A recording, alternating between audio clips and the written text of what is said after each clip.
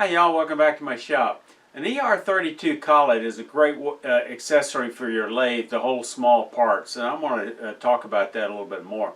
I had this recent reviewer that suggested that after looking at a review I did on the Apprentice Collet Chuck about 5 or 6 years ago, and said he'd like to see it in action. So I want to go into a little more details and show you some additional tips and tricks with Collet Chuck. So what's an ER32 Collet Chuck, you might ask? Well, Collet Chucks are used primarily, I think, in the metal industry for gripping metal and putting it on a lathe. This particular one I reviewed several years ago that I'm real happy with is an Apprentice, and it comes from Craft Supply, and the reason I like it is because it's got a direct thread for 1 1/4 inch, but it also comes with a 1 inch insert, which, you know, I've bought one of these in the past just as an accessory, but it turns out I didn't have to because it came with this chuck. So this will actually fit on my mini lathe with this insert, which is handy. Some models are only threaded for 1 inch by 8. They fit a mini lathe, and that's a great option for you if you don't think you're going to upgrade. What I'm suggesting is pick the one that fits your particular lathe.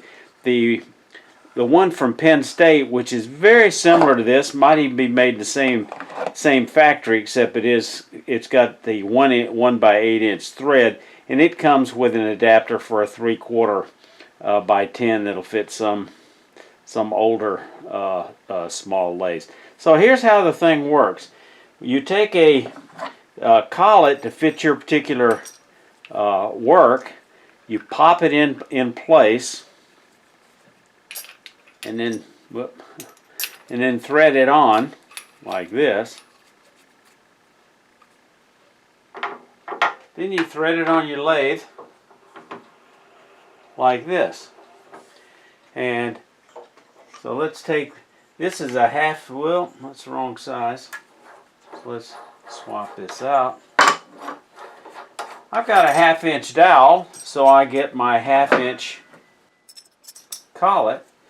And this comes with several different sizes, and most of the ones that I looked at that are collet systems come with basically the same size, and that's a 1/4 inch, 3/8 inch, 1/2 inch, 5/8, and 3/4. So I've got a 1/2 inch dowel, slide it in place, lock it down, and then we're ready to rock and roll and start cutting. And this is when you don't need to hold something between centers, that you need the end free. You can turn your project to whatever you need it to be.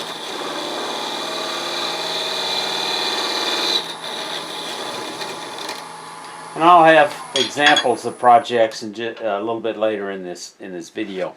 Now, I was looking around on Amazon not long ago, and I ran across this set of 13 ER32 collets that'll fit my chuck. And the beauty is, these 13, none of them overlap the 5 that came with my chuck. And they vary in sizes in gradations of generally about a 32nd of an inch. Now, here's the beauty of that.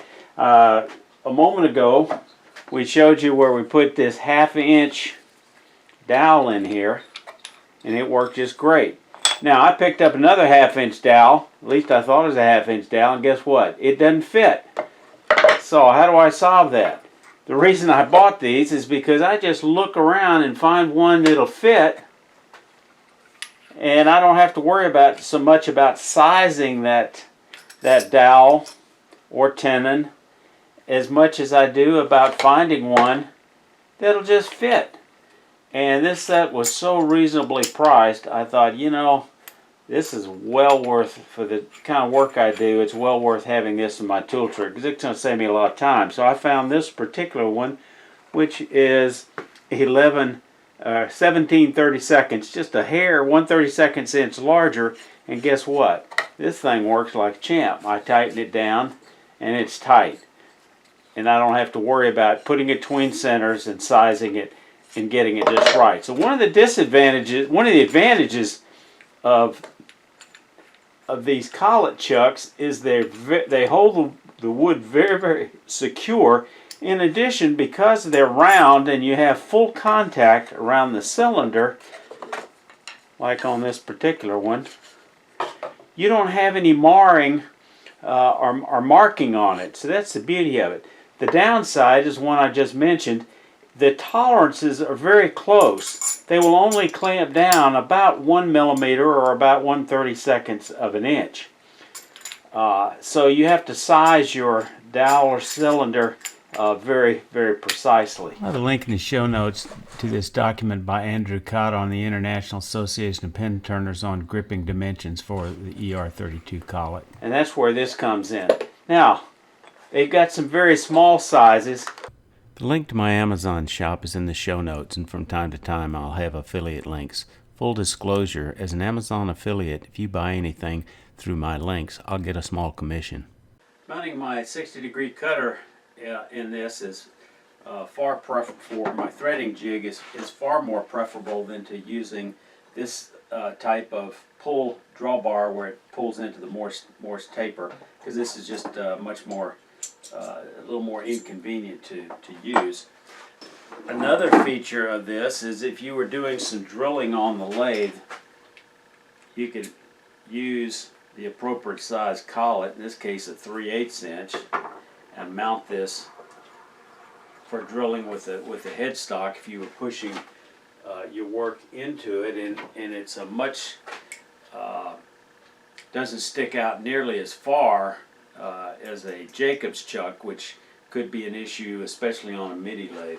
This set fastens with a set of Tommy bars. I seldom have to use them most of the time because of this knurling. I can just do it by hand and it's close enough, but you can tighten it like that. Some use a spanner wrench. The one thing you don't want to buy is one that fits inside your Morse taper as shown here, because they're just not they're not as safe. You need to use a drawbar. Not sure if they're threaded for a drawbar. It's not one I'd feel as comfortable with as one that's threaded on like this. Now, my favorite production technique is to use this Collet Chuck. I've got a review. I'll have a link above here if you're interested in looking at that. But you fit the appropriate collet in there, and you can either use a dowel or you could use a square that you rip, depending on, you know, you rip it to appropriate size. I can do this by hand. It's also got some, you know, Tommy bars. But with that, I can go ahead and turn another one, and as I turn it, I can pull it out and do another one, pull it out, do another one, because the rod goes in. Heck, I could have a 3-foot rod extending all the way through the spindle stock.